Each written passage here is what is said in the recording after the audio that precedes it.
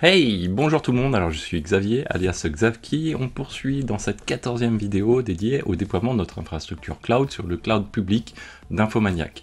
Donc aujourd'hui on va s'intéresser à notre partie dédiée à la création des clients VPN, donc avec OpenVPN, serveur qu'on a déployé préalablement. Alors, ce que j'ai fait lors de la vidéo précédente, c'est vrai qu'on avait perdu la petite coutume, c'est que j'ai destroy la totalité de l'infrastructure de manière à pouvoir la recréer.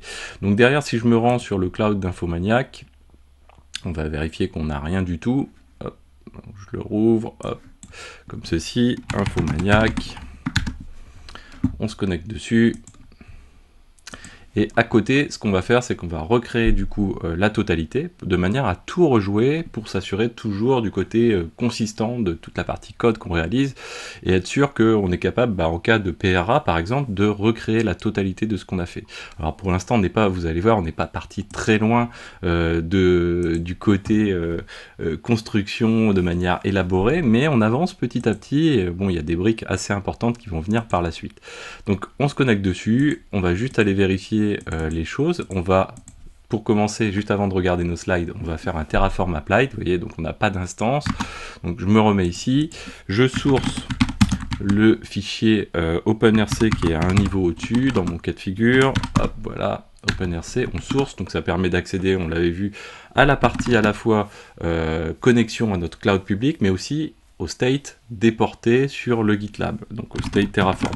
Donc là, on va se mettre dans notre Terraform, on va faire un Terraform, je vais le faire avec mon alias TF, on va faire d'abord un plan, allez, soyons fous, on fait d'abord un plan, c'est quand même plutôt la meilleure pratique à prendre. Donc on fait un Terraform plan, voilà, il nous dit qu'il crée 21 ressources, on va faire un Terraform apply, et là du coup, on va lui passer un petit yes. Alors on a moyen de bypasser le yes, mais c'est quelque chose qui par pratique vaut mieux plutôt éviter de le faire. Donc ça c'est la première chose. Donc on va le laisser dérouler sa petite création qui va être assez rapide. Ensuite on va jouer le Ansible pour jouer la création de notre serveur OpenVPN, tel qu'on l'avait vu lors de la vidéo précédente. Comme ça en plus ça va être l'occasion de vérifier que ça se passe bien. Et puis on va rajouter notre code, donc ce fameux code qui permet, donc là on va rouvrir un autre terminal, on va se remettre, on va dire à la racine ici. Donc ce qu'on peut faire, c'est un git checkout-b. Donc là, on va créer une branche supplémentaire, une branche finalement de développement. Donc là, je vais l'appeler comme on veut. Alors moi, j'ai une petite habitude qui est de mettre mes initiales avant. XP, on va dire infra. Donc là, on va dire c'est souvent le projet, et puis éventuellement un numéro de ticket, etc. Par exemple, on peut dire 0, peu importe. Donc là, avec ça, on est prêt à travailler dans notre espace. Donc on va ouvrir notre Codium ou Visual Studio Code, peu importe. On va fermer la totalité de ce qui est ouvert par défaut, qui n'est pas d'ailleurs bien ouvert. Et on va zoomer un petit peu pour le mode tuto. Donc là, on va élaborer notre code Ansible, on va continuer à le faire évoluer. Et là, en l'occurrence, on a notre OpenVPN, vous voyez ici. Et là, ce qu'on va faire, on va le renommer en OpenVPN underscore underscore serveur. Comme ceci. Donc du coup, notre playbook, il faut aller faire évoluer ici, on va dire serveur comme ceci. Là, c'est juste en préparation de ce qu'on fera par la suite, mais du coup nous ce qu'on va faire c'est qu'on va créer un autre rôle également.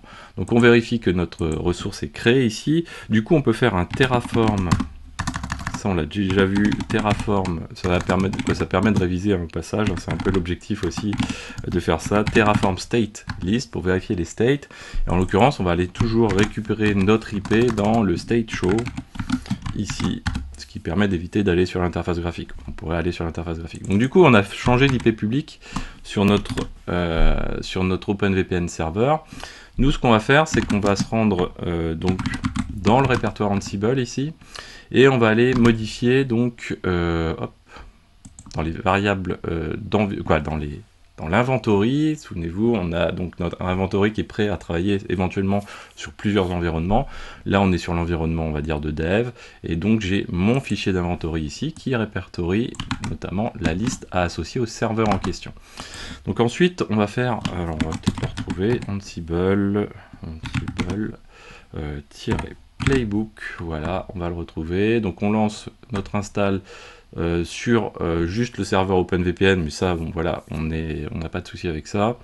Et en tant qu'utilisateur, j'allais dire user Debian. Donc on lance l'installation et à côté, on va faire évoluer le code au fur et à mesure.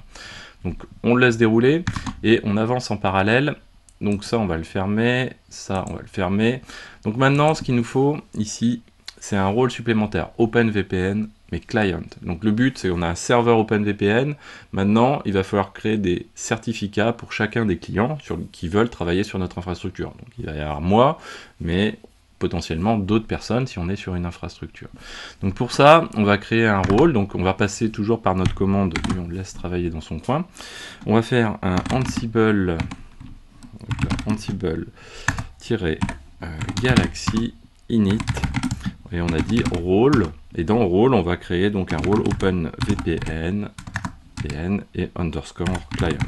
L'intérêt de faire ça, c'est que derrière, si on a besoin de splitter ce que l'on va jouer au niveau de notre Terraform après, on pourra limiter éventuellement à ce que l'on souhaite, pas juste à jouer la totalité de l'installation à la fois du serveur et à la fois du client. Même si l'installation du serveur, on l'a prévue pour pouvoir la rejouer autant de fois qu'on le souhaite, bah, il faudra quand même qu'il déroule l'ensemble des tâches pour dire ok j'ai rien à faire, ok j'ai rien à faire, ok je skip, ok j'ai rien à faire, etc. Et ça demande du temps, l'air de rien. Donc il vaut mieux prévoir dans certains cas de figure, en tout cas de bypasser ces étapes-là à un niveau plus haut finalement, puisque ce sera notre Terraform qui sera un peu le chef d'orchestre de la totalité du Ansible. Donc du coup il vaut mieux le prévoir un petit peu plus haut. Donc là on crée ce rôle et on va venir l'éditer. Donc on regarde à côté ce qui s'y passe. Hop là, voilà. Donc lui il est en train de faire sa petite installation comme on l'avait vu précédemment. Donc pour l'instant on n'a pas de certificat client qui nous permettent de tester les choses. Donc on a ici notre OpenVPN client ici. On va laisser ça ouvert, vous allez voir. Hop, et on continue à dérouler.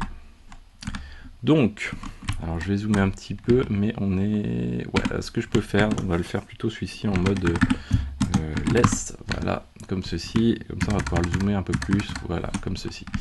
Donc, première chose qu'on va faire, c'est qu'on va rajouter des variables ici, au niveau de ce rôle VPN client, finalement. Donc lui, on va lui rajouter VPN user list et destination key. Donc ça, c'est important dans le sens où c'est ce qui va nous permettre, notamment, de pouvoir tout simplement définir le client en question. Je fais un petit check avant, toc toc toc toc toc toc, ouais, alors on vérifie, ouais, ça roule, hop, voilà, je vérifie l'ensemble des variables en fait, ce que je suis en train de faire, toc, Ansible host, oui, ça se passe bien, ça aussi, et là on est plutôt pas mal, je pense, sur la totalité des choses, oui.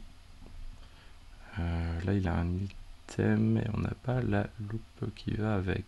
Ah, il manque un petit morceau qu'on va venir compléter juste après. Bon, c'est pas grave. Ok. Donc, si on reprend les choses, donc on va créer cette fameuse variable. On va d'abord les définir en default ici, comme ceci.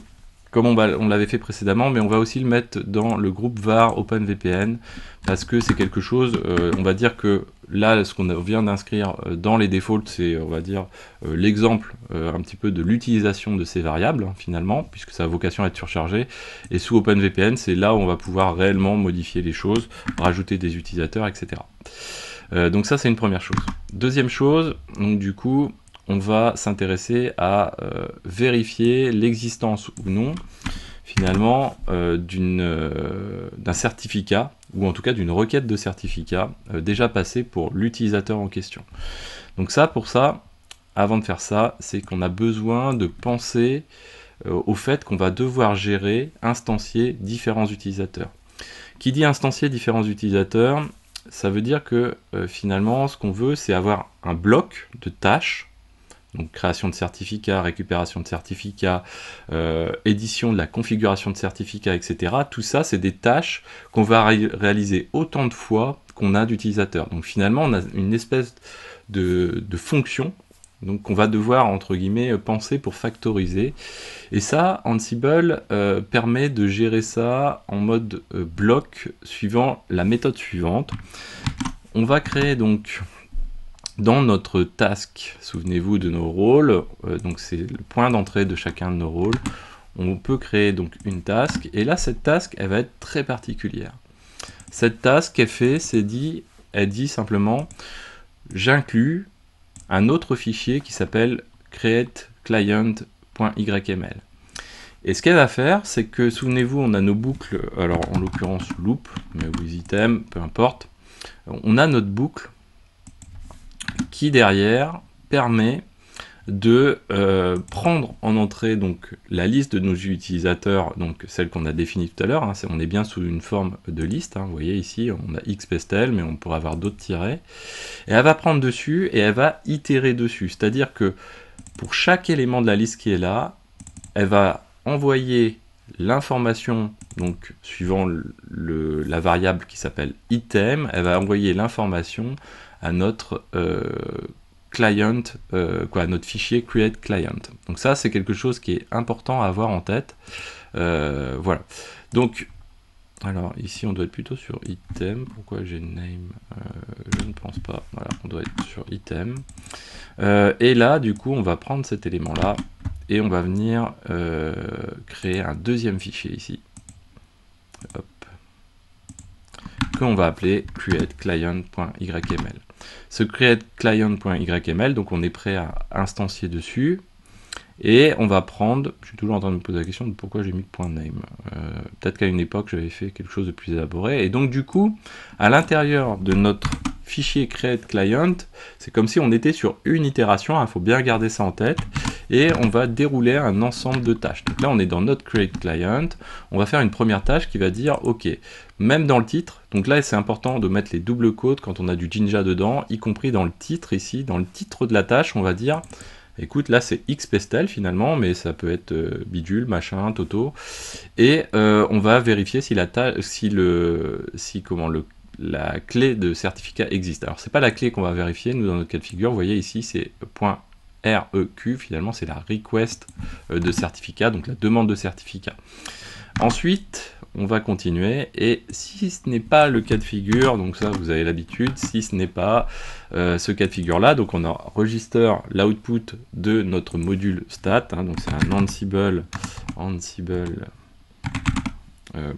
.built-in, comme ceci, et derrière du coup, si ce n'est pas le cas, ce qu'on fait, c'est qu'on génère le certificat en question. Donc on récupère la valeur ici de stat existe, on dit que si c'est false, à ce moment-là, on va jouer tout ce qui est au-dessus, on se met dans le répertoire OpenVPN-CA, on exécute à partir d'un bin bash la commande easyrsa pour générer cette fois-ci un client. Ensuite, donc là, vous voyez que c'est NoPass. Pour les gens qui veulent aller plus loin, on peut créer aussi des certificats avec password, ce qui n'est pas notre cas de figure dans ce qu'on va faire. Ensuite, on va créer un répertoire dédié, ou en tout cas, on va vérifier s'il est créé ou pas, ce répertoire dédié à notre client en particulier. Donc vous voyez qu'on récupère bien de notre loop le fameux item, pas le item.name, je ne sais pas pourquoi je l'ai mis comme ça. Et derrière, donc du coup, on va créer le répertoire s'il n'existe pas. S'il existe, de toute façon, il va passer dessus, il va juste vérifier, il va faire OK, il n'y a rien à faire. Ensuite, ce que l'on va faire, hop, ici, c'est qu'on va copier dedans un exemple de la configuration mise à disposition par OpenVPN, donc de base, quand on a fait l'installation, il nous fournit des examples, donc des modèles de fichiers pour les clients. Donc on va copier ce fichier dans, vous voyez, open-ca, dans le répertoire qui concerne le user en question pour lequel on veut créer un certificat, et avec un nom de fichier qui va contenir item.ovpn de cette manière-là. En tout cas, le nom de notre user OpenVPN. Ensuite, ce que l'on va faire, c'est que là, on va faire quelque chose d'un petit peu particulier. Attention. On va donc jouer une tâche qui va considérer à utiliser du line in file pour éditer ce fameux fichier de notre client au VPN. Donc ça, première chose, tout va bien. Pour ce fichier, ce qu'on va faire, c'est qu'on va aller remplacer des valeurs ou en tout cas on va s'assurer que les valeurs sont bien présentes.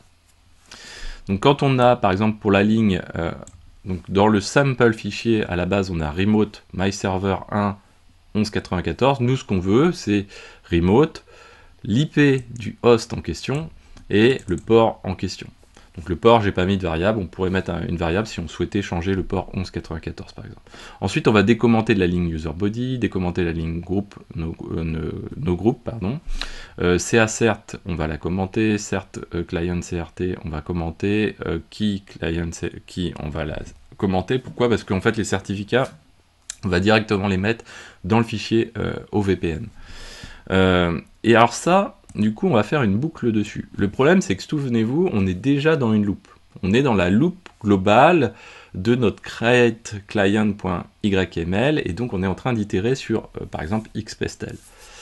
Le problème, c'est qu'on ne peut pas faire une boucle dans une boucle avec Ansible facilement. En tout cas, on peut le faire, mais on ne peut pas gérer deux items différents. En tout cas, il va falloir avoir des noms différents, parce que Ansible ne va pas s'y retrouver. Il va me dire, ok, t'es dans quel item? Est-ce que tu es dans l'item de la boucle supérieure ou de la boucle inférieure? Donc pour faire ça, c'est très simple. Ansible va nous fournir un loop control. Le loop control, il se reporte à la loupe qui est juste au-dessus, donc à la loupe inférieure finalement. Et ce loop control, il permet de définir une loop var, c'est-à-dire, souvenez-vous, le fameux item finalement, c'est l'occurrence de notre loop. Donc la loupe supérieure, on ne va pas y toucher.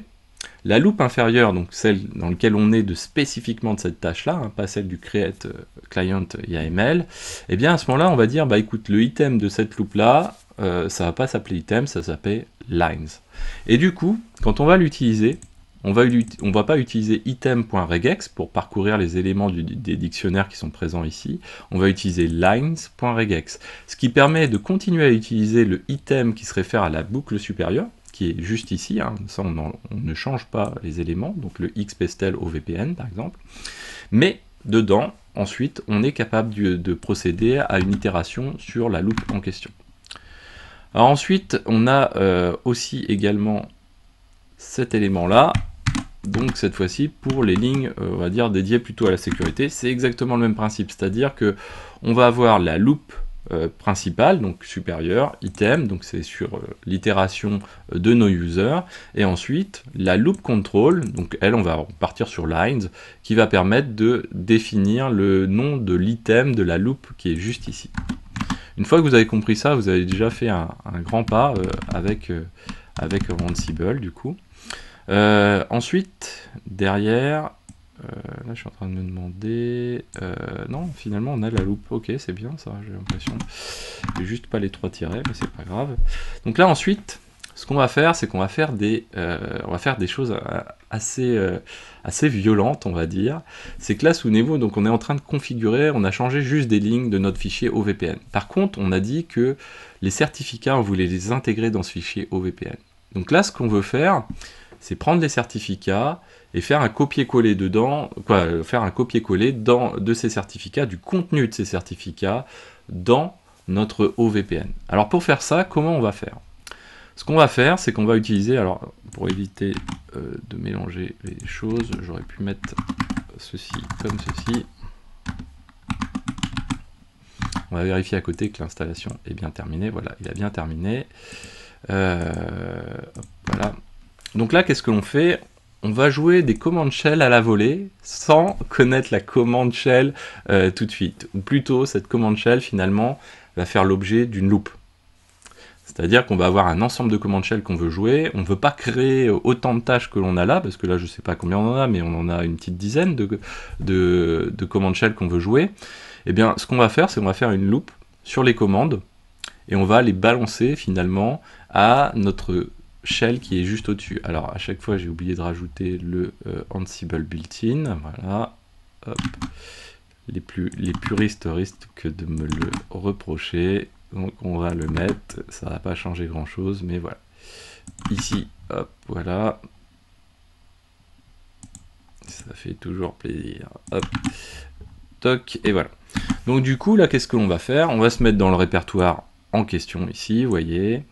On va dire que on lance tout ça avec bin bash, et derrière on va lancer des commandes à la volée. Première commande que l'on fait, on va pas toutes les parcourir, on fait un echo-e, donc pour l'aspect, comment on va dire, retour chariot, on va faire un echo de CA, donc d'une balise CA, pour dire qu'on va insérer un CA avec double chevron du coup, donc on vient le rajouter dans notre fichier OVPN à sa localisation donnée pour le client en question, puisqu'on est dans notre boucle d'itération des clients quand on est plus haut. Ensuite, on va rajouter, on va faire une ligne juste en dessous où on fait un cat du CA-CRT qui correspond, et on va l'injecter dans notre client également. On ferme ensuite le CA, et on vient ajouter ça dans notre OVPN. Donc là, on parle de l'autorité du certificat de l'autorité de certification. Ensuite, on continue comme ça. Ensuite, donc on va le faire pour le CRT, on va le faire pour celui-ci. Donc là, on ouvre les balises, on ferme la balise. Ensuite, on va le faire pour d'autres éléments également, pour la clé du user, pas la clé de notre CA, la clé du user. On va le faire également, etc., etc. Donc là, vous voyez, c'est important de bien prendre les choses dans l'ordre et bien les visualiser. Et à la fin, finalement, du coup, là, on vient de finir de générer notre fichier OpenVPN. Alors les tags, qu'est-ce qu'ils permettent? Ça permet tout simplement, quand on lance la ligne de commande Ansible Playbook, de passer un -t fetch, et ça va ne jouer que les tasks sur lesquels on a un tag fetch dans notre cas de figure. Donc ça, on l'a mis ici, on l'a également ici, vous voyez, je l'avais espacé pour éviter de vous polluer avec, mais ça permet, par exemple, le jour où on veut récupérer les certificats qui sont distants, et juste faire ça, pas rejouer la totalité, de placer le tag en question, et du coup, ça évite tout problème. Voilà, donc avec ça, normalement, on a ce qu'il nous faut, puisqu'on a notre main qui est à côté. Et voilà. Donc là, on va pouvoir relancer, on va pouvoir déjà faire un playbook dédié à ça. Alors nous, on va pas le faire, ouais, on va faire un playbook. On va rajouter un deuxième rôle, juste comme ça, pour que vous visualisiez bien quand on a plusieurs rôles. On pourrait créer une tâche séparée. Nous, on aura deux playbooks pour la facilité. Je vous expliquerai pour qui, pourquoi. En tout cas, après, il y a plusieurs options à ce niveau-là. Et donc là, on est sur Client, comme ceci. Donc ce qu'on va faire, c'est qu'on va rejouer la totalité du coup, comme ceci, et on va voir ce qui s'y passe. Donc on rejoue, donc là toute la partie OpenVPN Server, ça devrait aller normalement assez vite. Alors vous voyez que là on a Ansible qui nous prévient qu'on pourrait faire un trou sur Update Package. Alors là, hop, on va aller le corriger, corriger, oui. Task, ici, non, on n'est pas sur les clients, on est sur le serveur. Sur le serveur, on est ici, task, serveur, et on doit avoir un trou qui lui plaît pas ici. Ah ouais, c'est un yes plutôt qu'un trou, j'imagine, c'est ce qu'il souhaite. Voilà, bon. Donc là, il vérifie tout sur OpenVPN Server. Normalement, il n'a rien à modifier, rien de spécial. Normalement, on devrait le voir dans les lignes finales. Alors, il y a peut-être un change. On verra qu'après, le but, c'est de faire aussi la chasse aux faux changed. Donc vous voyez, là, hop, il enchaîne avec la création du client. Et pour le client, il nous dit, voilà, je suis sur l'itération xpestel. Donc si j'en avais plusieurs, là, il commence par xpestel. Ensuite, il va prendre le second user de la liste, etc., etc., de cette manière-là. Donc là, on est parti comme ceci. Ce qu'on peut faire pendant ce temps-là, c'est vérifier. Alors vous voyez qu'on a encore ici quelque chose qu'on peut faire évoluer. Ce qu'on peut faire, c'est récupérer... pour notre instance. Pour le moment, on n'est pas trop en mode dynamique, alors on aurait pu le trouver dans les states. Voilà, nous ce qu'on veut, c'est pouvoir faire finalement à la fin, hop là, à la fin, un SSH de notre user Debian, mais cette fois-ci sur l'IP interne et pas sur l'IP externe. C'est ce que devrait nous permettre de faire finalement l'activation du VPN. Donc on va attendre d'avoir notre clé VPN déjà. Et donc cette clé VPN, à la fin, souvenez-vous, normalement, alors quoi à la fin, souvenez-vous, vous ne l'avez pas forcément vu, cette clé VPN, donc nous, on a terminé par le fetch, je ne l'ai pas trop expliqué finalement, je ne l'ai pas expliqué même, le fetch, create client, voilà. Le fetch, qu'est-ce qu'il fait? C'est donc un module dédié à ça. Hop, on va remettre les Ansible built-in. Voilà. Donc le fetch, lui, le module fetch, il va récupérer à partir d'une source ici un fichier sur le serveur distant et va le ramener sur notre serveur, sur notre laptop localement. Donc là, c'est l'endroit du destination key, et souvenez-vous, c'est la variable qu'on a mentionnée juste ici. Que d'ailleurs, on devrait préfixer par VPN, ce serait mieux. D'ailleurs, la bonne pratique, c'est plutôt de préfixer par le nom du module en question. C'est vrai que là, jusqu'ici, j'ai pas trop appliqué cette règle que d'habitude je m'applique. Je ne sais pas pourquoi. Bon, on verra plus tard, c'est pas très grave ça. Et flat, donc ça veut dire juste prendre le fichier et voilà quoi. Donc là, normalement, si je vais sur mon /tmp local, je dois avoir un truc avec OVPN normalement. Encore, on va le faire comme ça. Voilà, j'ai xpestel OVPN. Donc là, vous n'allez pas pouvoir le voir, mais ce que je vais faire, c'est que je vais dans mon ma configuration VPN. Alors moi, je suis sur Ubuntu, VPN settings. Quoique si, voilà. VPN settings. Lui, je vais le supprimer. Je pense que c'est un ancien. Donc là, je l'ajoute au ici /tmp. Trop d'habitude d'aller dans les homes /tmp et au VPN. Hop, go open. On va le rajouter et on va le lancer. Donc là, a priori, il est chargé. Vous ne le voyez pas, mais il est chargé. Derrière, donc du coup, on va faire le SSH direct. Et voilà, et ça marche. Magique. Donc c'est plutôt cool, c'est une bonne chose. Donc là, on est sous notre réseau, hein, forcément. Donc ça, c'est assez sympa. Après, je pourrais vous montrer, alors j'ai pas trop envie de tout montrer, les routes qui ont été rajoutées du coup à l'occasion sur mon laptop. Mais du coup, on a bien un client VPN qui a été créé, qui a été lancé. Ce qu'on peut faire, donc, comme je vous disais, c'est de relancer une seconde fois. Hop. Alors, j'arrive pas à retrouver le Ansible. On l'a quelque part.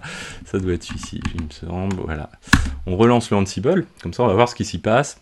Qu'est-ce qui est recréé, pas recréé, etc. Pendant ce temps-là, ce qu'on peut faire également... Alors lui, il est resté avec son petit problème de trou. Donc on est sur update apt packages. True was converted to true. Ah, c'est la manière de le faire. Ok. Bon, c'est pas grave. On verra ça plus tard. Donc, une fois qu'on a fait ça, on va aller s'occuper de notre fameuse merge request. Donc on va faire un git diff. Donc là on va voir les modifications. On n'a que l'IP qui a changé, les petites variables qu'on a ajoutées. Ok. Les modifications, alors là je ne sais pas c'est lesquelles. Ah, c'est des modifications sur les fichiers de rôle, mais sur les parties de test finalement. Ok, et ensuite des modifications liées à des déplacements aussi que j'ai fait à côté. Donc si je fais un git status plutôt pour aller un petit peu plus vite, qu'est-ce qui s'est passé? J'ai renommé tout ça, c'est parce que j'ai renommé tout simplement le répertoire OpenVPN, donc le rôle de base en OpenVPN Server. Ok. Ensuite ici on a modifié le playbook, donc on a rajouté notre rôle.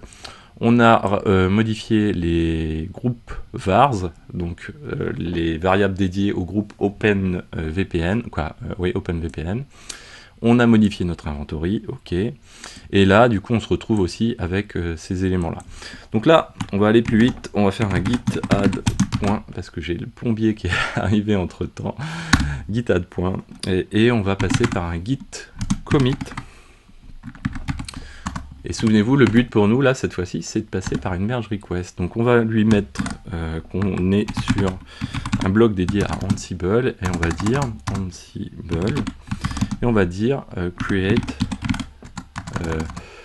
add a role to create client certificate for OpenVPN. Voilà, donc là on pourrait rajouter d'autres éléments. Vous allez voir que sur la merge request c'est plutôt sympa. On pourrait rajouter donc du coup to do it add a new role et puis etc. Là c'est vraiment à titre d'exemple. Là on va dire yes, ok, on pousse, on va faire un git push. Donc là on n'est pas sur la branche main, on est bien sur une branche spécifique de développement. et on va faire un git push comme ceci, toc toc, voilà. Donc là derrière il va nous proposer une URL de merge request, on va l'ouvrir ici, donc ok. Alors j'espère que je ne suis pas authentifié, voilà, tac tac tac, ça devrait arriver. Et voilà, donc on a notre merge request qui a un titre, qui a une description, vous voyez, donc c'est les commentaires supplémentaires du commit.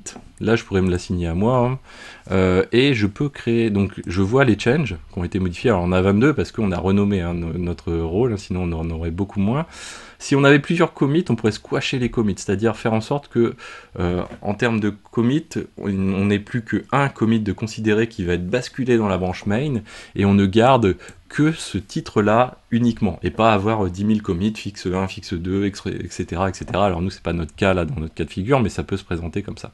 Donc on crée la merge request, et là on peut même la donner à quelqu'un d'autre à relire, potentiellement, hein. On peut, vous voyez, on peut définir des reviewers, alors moi je suis tout seul, là, et mettre des commentaires, etc., etc. Donc ça c'est assez cool. On peut même modifier, on peut la passer en draft si on veut que, voilà, on crée une merge request, mais on veut pas que personne ne la merge, on veut juste que plein de gens puissent la regarder avant, la vérifier, etc. Nous on va la remettre en mark as read, ce qui permet du coup d'intervenir dessus, et on va cliquer sur merge. Voilà. Et donc derrière, maintenant, si on se rend sur notre branche main, finalement, donc là on est sur notre branche main, voilà, on a d'intégrer le merge qui a été réalisé finalement, et derrière si on regarde les commits, hop, les commits, on a le commit, donc du coup ça fait deux commits, hein. Ça fait le commit de merge, et le commit surtout sur celui sur lequel on a proposé nos modifications. Voilà, donc ce sera tout pour aujourd'hui, sauf que ce qu'on va faire, c'est qu'on va tout détruire, on va vérifier le Ansible, ce qu'il nous a fait. Alors là, vous voyez que ça, c'est ces éléments-là qu'il va nous falloir apprendre à gérer, c'est qu'on a des changes, des faux changes, des vrais changes, donc là, il faudra positionner des éléments pour faire en sorte qu'en fait, le but, c'est d'avoir quelque chose de clair ici, et d'avoir des vrais changements qui sont mentionnés ici. Nous, ce qu'on va faire, ben voilà, on va faire Terraform, donc là, on peut se dire... c'est dommage, c'est peut-être dommage, mais en fait, je trouve que c'est une des manières. Alors, je vais vous faire TF, hein, c'est mon alias pour Terraform, mais c'est la bonne manière de développer de l'infra as code, c'est de toujours détruire, recréer, rejouer plusieurs fois pour vérifier l'idempotence, etc., etc. Donc là, on va détruire tout. On a tout détruit, et si on retourne du coup dans nos instances, on peut vérifier, mais bon, maintenant on fait confiance. Et voilà, donc j'espère que cette vidéo vous a plu. On se retrouve dans la prochaine vidéo. Ciao à tous!